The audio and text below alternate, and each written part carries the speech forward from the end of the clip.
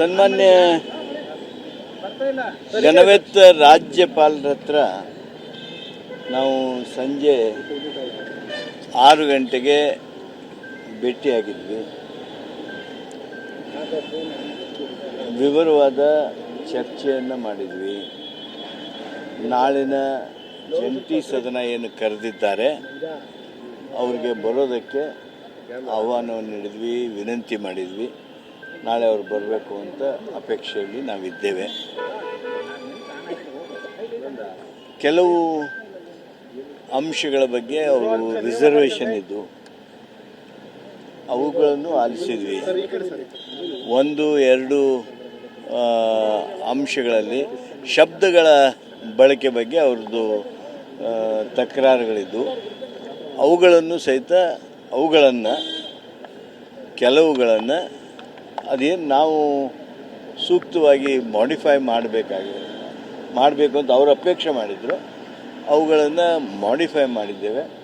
ಅವರು 11 ಪ್ಯಾರಾಗಳನ್ನು ಬಿಡಬೇಕು ಹಾಗೆ ಅಂಥೇಳಿ ಅವರು ನಮಗೆ ಹೇಳ್ತಾಯಿದ್ರು.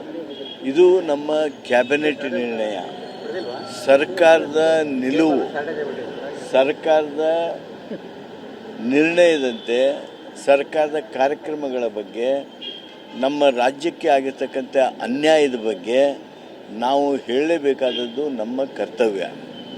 ಮಹಾತ್ಮ ಗಾಂಧಿ ಗ್ರಾಮೀಣ ಉದ್ಯೋಗ ಖಾತ್ರಿ ಯೋಜನೆ ಕಾನೂನಿನಂಥ ಮಹತ್ವದ ಕಾನೂನನ್ನು ರಿಪೀಲ್ ಮಾಡಿರೋದ್ರಿಂದ, ಅದನ್ನು ರದ್ದುಪಡಿಸಿರೋದ್ರಿಂದ ಆಗಿರ್ತಕ್ಕಂಥ ಬಹುದೊಡ್ಡ ಹೊಡೆತ ನಮ್ಮ ಗ್ರಾಮೀಣ ಭಾಗದ ರೈತ ಕಾರ್ಮಿಕರಿಗೆ ಆಗಿರುವಂಥ ಅನ್ಯಾಯ, ಬಡವರಿಗೆ ಆಗಿರುವಂಥ ಅನ್ಯಾಯ, ಬಡವರ ಕೆಲಸದ ಹಕ್ಕನ್ನು, ಉದ್ಯೋಗದ ಹಕ್ಕನ್ನು ಕಿತ್ತುಕೊಂಡಿರುವಂಥ VB ರಾಮ್ಜಿ ಕಾನೂನೇನಿದೆ ಅದನ್ನು ಸಹಿಸೋದಕ್ಕೆ ಸಾಧ್ಯ ಇಲ್ಲ. ಅದನ್ನು ರದ್ದುಪಡಿಸಬೇಕು. ಮನ್ರೇಗಾ, ಮಹಾತ್ಮ ಗಾಂಧಿ ರಾಷ್ಟ್ರೀಯ ಗ್ರಾಮೀಣ ಉದ್ಯೋಗ ಖಾತ್ರಿ ಕಾನೂನೇನಿದೆ ಅದನ್ನು ಮರುಸ್ಥಾಪನೆ ಮಾಡಬೇಕು ಅನ್ನುವಂಥ ನಮ್ಮ ಪ್ಯಾರಾ ಏನಿತ್ತು ಅದನ್ನು ನಾವು ಯಾವ ಕಾರಣಕ್ಕೂ ಕೈ ಬಿಡೋದು ಸಾಧ್ಯ ಇಲ್ಲ. ಯಾಕಂದರೆ that is the people's voice. ಅದು ನಮ್ಮ ಸರ್ಕಾರದ ಧ್ವನಿ. ಕೇಂದ್ರ ಸರ್ಕಾರಕ್ಕೆ ಒತ್ತಡ ಹೇರಬೇಕು ಅಂತ ಹೇಳಿದ್ರೆ ಇವತ್ತು ರಾಜ್ಯಪಾಲರ ಮುಖಾಂತರ ಕರ್ನಾಟಕದ ಧ್ವನಿಯನ್ನು ನಾವು ಪ್ರತಿಧ್ವನಿಸ್ತಾ ಇದ್ದೇವೆ. ನಮ್ಮ ರಾಜ್ಯಕ್ಕೆ ಡೆವಲ್ಯೂಷನ್ ಆಫ್ ಫಂಡ್ಸ್, ಹಣಕಾಸಿನ ಹಂಚಿಕೆ ವಿಚಾರದಲ್ಲಿ ಆಗಿರ್ತಕ್ಕಂಥ ಅನ್ಯಾಯ, ಭದ್ರಾ ಯೋಜನೆಗೆ 5,000ಕ್ಕಿಂತ ಹೆಚ್ಚು ಕೋಟಿ ರೂಪಾಯಿಯನ್ನು ಬಜೆಟ್ನಲ್ಲಿ ಪ್ರಸ್ತಾಪಿಸಿದ್ರು ಸಹಿತ ಹಣ ಬರಲಿಲ್ಲ. ನಮಗೆ ಬರಬೇಕಾಗಿರ್ತಕ್ಕಂಥ ಬರಗಾಲ ಪರಿಹಾರ ನಮಗೆ ತಲುಪಿಸೋದಕ್ಕೆ ಅವರು ವಿಳಂಬದ್ರೋಹದಿಂದ ಕರ್ನಾಟಕದ ಜನರಿಗೆ ಅನ್ಯಾಯ ಮಾಡ್ತಾಯಿದ್ರು.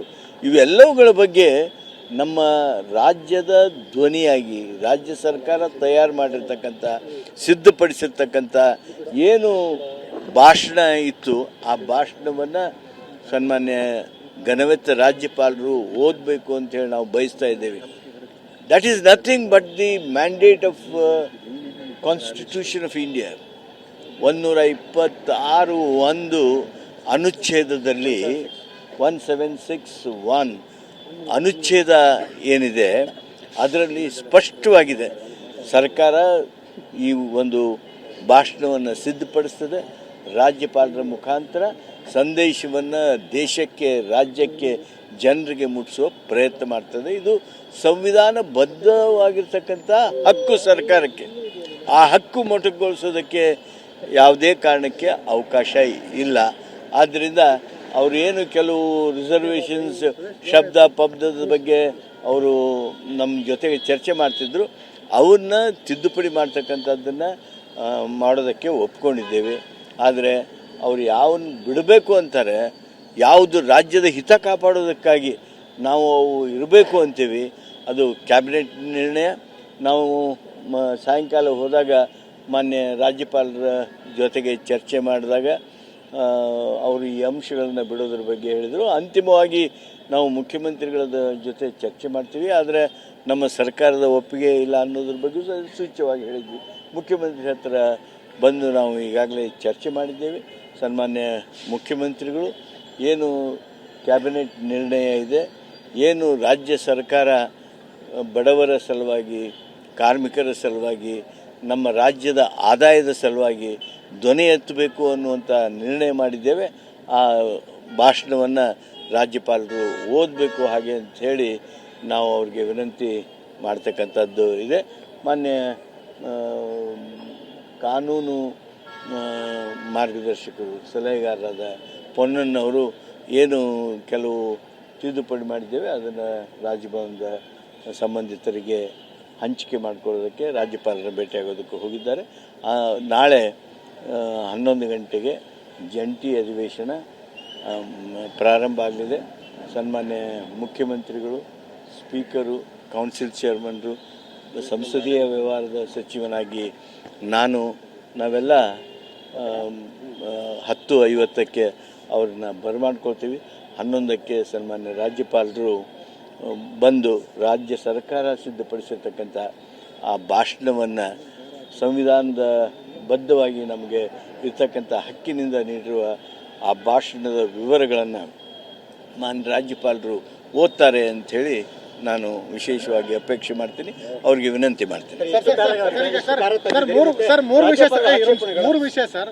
ಈಗ ಒಂದು, ರಾಜ್ಯಪಾಲರಿಗೆ ತಿದ್ದುಪಡಿ ಮಾಡೋದನ್ನ ಅಕ್ಸೆಪ್ಟ್ ಮಾಡ್ಕೊಳ್ಳೋಕೆ ಒಂದು ಅವಕಾಶ ಇದೆ, ಅಥವಾ ಅದನ್ನ ಕೈ ಬಿಡುವಂಥದ್ದು ಒಂದು ಅವಕಾಶ ಇದೆ, ಅಥವಾ ಅದನ್ನ ಸ್ಕಿಪ್ ಮಾಡೋಕ್ಕೂ ಅವಕಾಶ ಇದೆ. ಮೂರನೇದಾಗಿ ಇದನ್ನ ನೀವು ಒಪ್ಪಲಿಲ್ಲ ಅನ್ಕೊಂಡ್ರೆ ನಾನು ಅಧಿವೇಶನಕ್ಕೆ ಬರಲ್ಲ ಅಂತ ತಮ್ಗೆ ಹೇಳಿದ್ರು ಅಂತ ಒಂದು ಮಾಹಿತಿ ನಿಜನೇ ಸರ್? ಅದು ಮೂರು ವಿಷಯಗಳಲ್ಲಿ ನಾನು ಈ ಸಂದರ್ಭದಲ್ಲಿ ಇಷ್ಟು ಹೇಳ್ತೀನಿ.